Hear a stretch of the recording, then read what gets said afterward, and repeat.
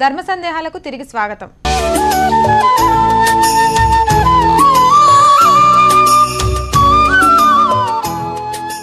పానపట్టాన్ని ఏ విధంగా పూజించాలి? మనం సాధారణంగా ఏంటంటే రుద్రాభిషేకం చేసేసి చక్కగా శివునికి భస్మధారణ చేసి చందన కుంకుమలు ధరింపజేసి రుద్రాక్ష మాలికలు వేసేసి మనము ఆరాధన ముగించేస్తాం. ఈ విధంగా చేయకూడదు. కింద ఉన్నటువంటిది శక్తి, పానపట్టమే సాక్షాత్తు పరాశక్తి అనేటువంటి పార్వతి. ఆ యొక్క పానపట్టాన్ని కూడా మనం ఆరాధన చేయాలి. శివునికి అభిషేకం చేసిన సందర్భంలో చక్కగా అభిషేకాదులన్నీ కూడా నిర్వహించిన తర్వాత మరి చక్కగా పానపట్టాన్ని కూడా మనం అభిషేకాలు చేయాలి. ఇప్పుడు చూడండి, మనం రుద్రాభిషేకం చేసిన సందర్భంలో రుద్రం, తర్వాత అదేవిధంగా చమకం, శ్రీ సూక్తం, పురుష సూక్తం, ఇవి ప్రధానంగా మనం చేస్తాం. అంటే శివుడికి శ్రీ సూక్తం చేయటం ఏమిటి అనేటువంటి మనకి అనుమానం కలుగుతూ ఉంటుంది. ఈ యొక్క శ్రీ సూక్తము కింద ఉన్నటువంటి పానపట్టానికి చేస్తాం అన్నమాట. అంటే శివశక్తులు ఇరువురికి కూడా మనం అభిషేకం చేస్తాము ఈ యొక్క రుద్రాభిషేకం చేసేటువంటి సందర్భంలో. ఈ ప్రకారంగా అభిషేకం చేసిన తర్వాత చక్కగా శుద్ధమైనటువంటి వస్త్రంతో శివలింగాన్ని చక్కగా మరి తుడిచి ఆ స్వామికి భస్మరేఖలు అలంకరణ చేసి చందన కుంకుమలు అలంకరణ చేసి మరి ప్రత్యేకంగా అమ్మవారి కింద ఉండే పానపట్టానికి చీర అలంకరణ చేస్తాం. ఇప్పుడు చూడండి, మనకి ఎక్కువగా మనం చూస్తే తమిళనాడులో ఇది చూస్తాం అన్నమాట. అభిషేకం చేసేసిన తర్వాత కింద పానపట్టానికి చీర కట్టేస్తారు. చీర కట్టేసేసి చక్కగా స్వామికి రుద్రాక్ష మాలికలు, పానపట్టానికి బంగారు ఆభరణాలు, అనేకమైన ఆ వస్త్రాలంకరణలన్నీ కూడా చేస్తారు. దివ్యమైన ఆభరణాలన్నీ కూడా అలంకరణ చేస్తారనమాట. అసలు ఇక్కడ శివుడు చూస్తే సాక్షాత్తు సుందరేశ్వరుడుగా మనకు దర్శనమిస్తాడు. సాధారణంగా మన ఆంధ్రప్రదేశ్ మనం తీసుకున్నట్లయితే శివుడు యోగిగా దర్శనమిస్తాడు, తమిళనాడు తీసుకున్నట్లయితే భోగిగా దర్శనమిస్తాడు. అంచేత అక్కడ ఏమిటంటే శివశక్తులు ఇరువురిని కూడా వాళ్ళు బాగా మరి దృష్టిలో ఉంచుకుని ఆరాధన చేస్తారని మనం చెప్పుకోవచ్చు. అంచేత ఈ పానపట్టం మనం కూడా వాళ్ళలాగే మనం చేయొచ్చు, చెయ్యాలి కూడా. ఈ పానపట్టానికి చక్కగా మనం గంధంతోనూ కుంకుమలతోనూ అలంకరణ చేసి చీర కట్టేసేయాలి. చీర కట్టేసిన తర్వాత మనం దివ్యమైన ఆభరణాలన్నీ కూడా స్వామికి అలంకరణ చేయొచ్చు. పుష్పమాలికలతో అలంకరణ చేయాలి. అలంకరణ చేసి చక్కగా పానపట్టానికి గౌరీ సహస్రనామాలతో, గౌరీ అష్టోత్తర శతనామాలతో అర్చన చేయాలి. ఇక్కడ శివలింగ ఆరాధన అనేసరికి ఏదో శివుడికి కేవలం ఆరాధన చేస్తే, అభిషేకం చేసేసి బిలవదళాలతో అర్చన చేస్తే సరిపోదు. అక్కడ అమ్మవారికి కూడా అర్చన చేయాలంటే శివలింగానికి బిలవపత్రితోనూ కుంకుమతోనూ కూడా మనం అర్చన చేయాలన్నమాట. శివలింగానికి బిలవపత్రితో, పానపట్టానికి కుంకుమ పసుపులతో మనం అర్చన చేసినట్లయితే పూర్ణ శివలింగ ఆరాధన చేసినట్టు ఫలితం కలుగుతుంది. అంచేది ఈ ప్రకారంగా పానపట్టానికి ప్రత్యేకమైన ఆరాధన ఉంటుంది. రుద్రాభిషేకం అయిపోయిన తర్వాత మరి ఈ ప్రకారంగా చేసినట్లయితే శివశక్తుల యొక్క పూర్ణ స్వరూపాన్ని మనము ఆరాధించగలుగుతాం. శివశక్తులు ఇరువురు కలిస్తేనే జ్ఞానం, శివశక్తులు ఇరువురు కలిస్తేనే మోక్షం. అంచేది జ్ఞాన మోక్షాలు కోరుకునేటువంటి వారు ఈ ప్రకారంగా శివారాధన చేయాలని చెప్పేసి మనకు తెలుస్తుంది. స్వామీజీ, రుద్రాభిషేకంలో ప్రతినిత్యం పానపట్టానికి కూడా అభిషేకం నిర్వహిస్తారా? ప్రతి దేవాలయంలోనూ కూడా చేయడం జరుగుతుంది. రుద్రాభిషేకం చేసే సందర్భంలో పానపట్టానికి కూడా అభిషేకం చేస్తారు. ఆ విధంగా అభిషేకం చేస్తేనే పూర్ణ ఫలం. ఇక్కడ మూలాధారంలో ఉండే కుండలిని శక్తి భూమధ్యంలో ఉన్న పరమేశ్వరుని చేరిన తర్వాత శివలింగ స్వరూపం ఏర్పడుతుంది, శివశక్తి ఐక్యం జరుగుతుంది. ఆ యొక్క సహస్రారం ఇక్కడ ఉంటుంది. సహస్రారం కింద ధారాపాత్ర ఏర్పడుతుంది. ధారాపాత్రలో అనంత విశ్వంలో ఉండే దైవీ శక్తి అంతా కూడా అమృత రూపంలో ఆకర్షింపబడుతుంది. ఆ ధారాపాత్ర నిండుతుంది. ధారాపాత్ర నుండి అమృత బిందువులు బొట్లు బొట్లుగా శివలింగం పైన పడుతూ ఉంటాయి. శివశక్తులు ఇరువురు కూడా ఆ యొక్క అమృతాన్ని పానం చేస్తూ ఉంటారు. వారిరువురు పానం చేయగా మిగిలినటువంటి అమృత బిందువులు సోమసూత్రం కూడా మన కొండనాలుగు వెనుక పడుతూ ఉంటాయి. అదే అమృతపానం అన్నారు. ఈ ప్రకారంగా శివశక్తులు ఇరువురికి సంబంధించినటువంటి పంచామృతాభిషేకాలు చేసిన తర్వాత ఆ యొక్క సోమసూత్రం గుండా మనకు లభించినటువంటి ఆ యొక్క పంచామృతాన్ని స్వీకరించినట్లయితే అమృతపానం చేసినట్టు పుణ్యఫలం అనేటువంటిది దక్కుతుంది. అందుచేత ప్రతి నిత్యము కూడా ఏ శివాలయం తీసుకున్నప్పటికీ కూడా మహాన్యాసపూర్వకంగా రుద్రాభిషేకం చేస్తూ ఈ యొక్క శివలింగానికి పానపట్టాన్ని కూడా అభిషేకం చేసి అలంకరణలు చేసి అర్చనలు చేయడం అనేటువంటిది జరుగుతుంది. అయితే ఆంధ్రదేశంలో మరి శివలింగానికి ఇచ్చిన ప్రాధాన్యత పానపట్టానికి ఇవ్వట్లేదని చెప్పి మనం చెప్పుకోవచ్చు. అంచేత ఈ ప్రకారంగా పానపట్టానికి ప్రత్యేకంగా మనం ఆరాధనలు చేయాలి అనేటువంటి విషయాన్ని ప్రతి ఒక్కరూ కూడా తెలుసుకోవాలి. మరి ఆ విధంగా ఆచరించినట్లయితే శివశక్తుల యొక్క పూర్ణ అనుగ్రహాన్ని సాధించుకోవడానికి అవకాశం ఉంటుంది. స్వామీజీ, పానపట్టం మీద గంట, కొబ్బరికాయ వంటి ద్రవ్యాలు ఉంచొచ్చునంటారా?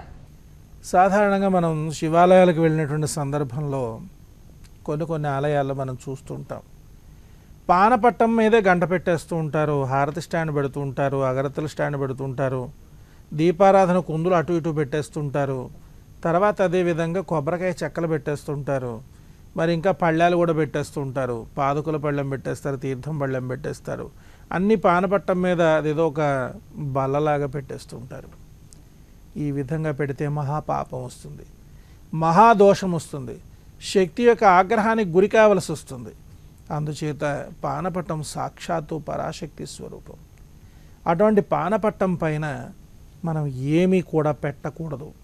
ఇంకొక కొన్ని సందర్భాల్లో చూస్తుంటే ఆశ్చర్యం వేస్తుంది, తలకాయ నేలనేసి కొట్టుకోవాలనిపిస్తుంది. పానపట్టానికి వేసి కొబ్బరికాయలు కొట్టేసి శివుడికి అభిషేకం చేసేస్తుంటారు. ఎంత మహాపాపం అండి!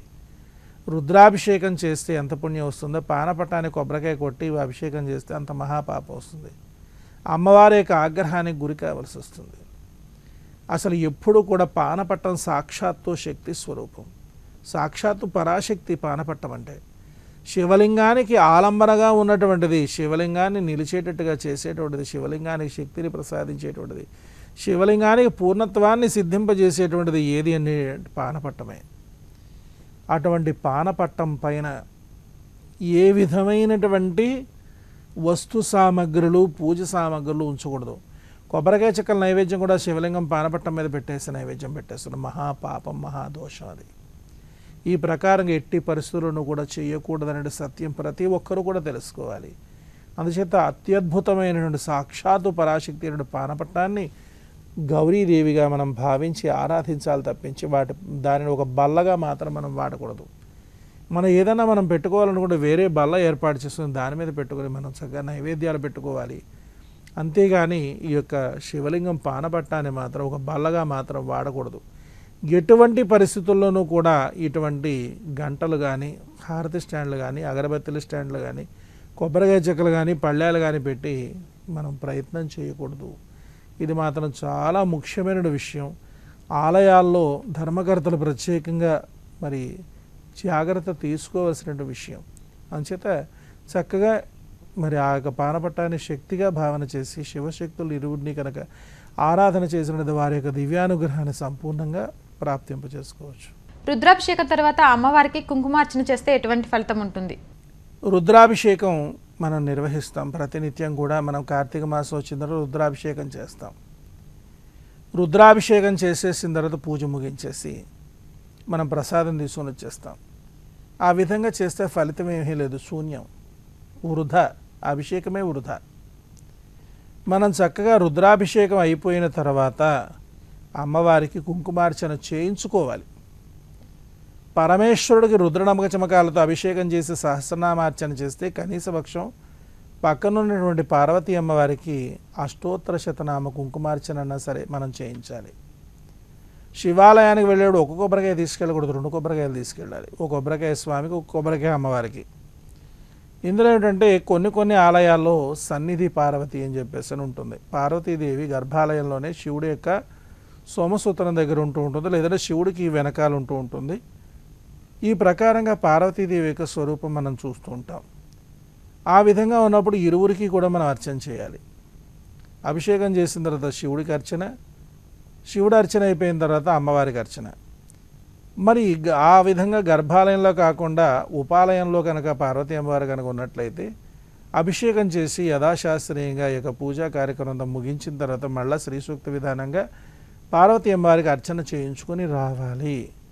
ఎప్పుడైనా సరే శివారాధన చేసేటువంటి వారు శివుడికి అభిషేకం చేసి అమ్మవారికి అర్చన చేసిన తర్వాతే పూజ ముగించాలి. అదేవిధంగా అమ్మవారి యొక్క ఆరాధన చేసేటువంటి సందర్భంలో శివుడి యొక్క అభిషేకము అమ్మవారి యొక్క అర్చనతోనే ఈ యొక్క కార్యక్రమం ముగించాలి. ఎప్పుడైనా సరే మనం దృష్టిలో పెట్టుకోవాల్సిందంటే శివశక్తుల్ని విడిగా మనము ఆరాధన చేయకూడదు. శివుడు వేరే శక్తి వేరే భావన అనేటువంటిది కూడదు. అందుచేత ఏంటంటే ప్రధానంగా దృష్టిలో పెట్టుకోవాల్సింది మరి అమ్మవారికి కూడా కుంకుమార్చన చేయించుకొనే మనం పూజ ముగించుకోవాలి. శివ పూజ పూర్తయింది అంటే ఏమిటంటే అమ్మకు కూడా పూజ పూర్తి చేశాము అన్నట్లే మనం చూసుకోవాలి. శివశక్తులు ఇరువురికి కూడా మనం ఆరాధన చేసినట్లయితే పూర్ణ ఫలితం అనేటువంటిది మనకు దక్కుతుంది. స్వామీజీ, ప్రతి పూజలో కుంకుమ ఉపయోగిస్తూ ఉంటాం. అసలు కుంకుమ యొక్క విశిష్టత ఏమిటి? కుంకుమ యొక్క మహిమ చాలా అద్భుతమైనటువంటిది. కుంకుమ అనగానే మంగళ ద్రవ్యాల్లో ప్రధానమైనటువంటిదిగా మనం భావిస్తాం. పసుపు కుంకుమలే మంగళ ద్రవ్యాలు. మంగళ ద్రవ్యాలు మిగిలినటువంటివన్నీ కూడా పసుపు కుంకుమల తర్వాతనే. గాజులు, పువ్వులు ఇత్యాదులన్నీ కూడా మట్టెలు, మంగళసూత్రాలు, నల్లపూసలు ఇవన్నీ కూడా మంగళ ద్రవ్యాలు. అయితే ఇటువంటి మంగళ ద్రవ్యాల్లో ప్రధానమైనది ఏమిటంటే పసుపు కుంకుమలే. పసుపుతో తయారు చేసిన కుంకుమ చాలా మహిమాన్వితమైనటువంటిది, సౌభాగ్య సూచకమైనటువంటిది, భర్తను రక్షించేటువంటిది, స్త్రీలకు సౌభాగ్యాన్ని ఇచ్చేటువంటిది ఏది అంటే కుంకుమ. అటువంటి కుంకుమను ధారణ చేసినట్లయితే భర్త ఎల్లవేళలా కూడా రక్షింపబడుతూ ఉంటాడు. మరి ఇటీవల కాలంలో మనం చూస్తున్నాం కుంకుమ ధారణ అనేటువంటిది కరువైపోయింది. కేవలము ప్లాస్టిక్ స్టిక్కర్లు పెట్టుకొని స్త్రీలు విహరిస్తూ ఉన్నారు. ఆ విధంగా చేసినట్లయితే సౌభాగ్యము అనేటువంటిది తగ్గిపోతూ ఉంటుంది.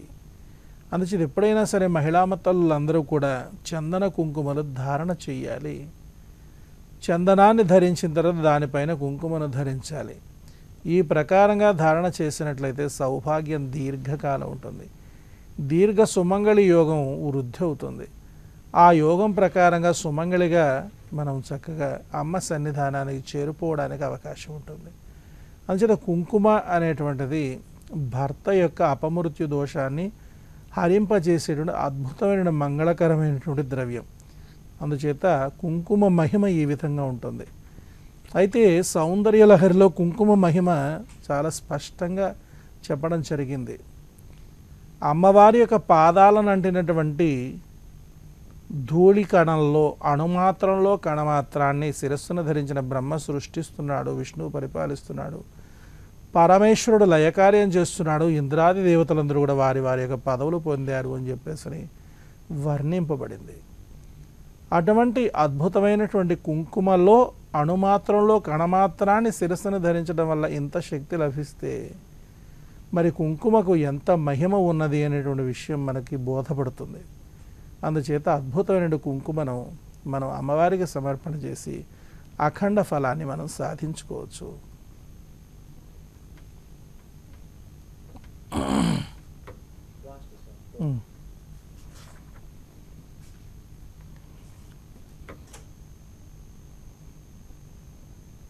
చూశారు కదండి, ఇది నేటి మన ధర్మ సందేహాలు కార్యక్రమం. మరిన్ని ధర్మ సందేహాలను నివృత్తి చేసుకునేందుకు మరలా కలుసుకుందాం. అంతవరకు సెలవు. నమస్కారం.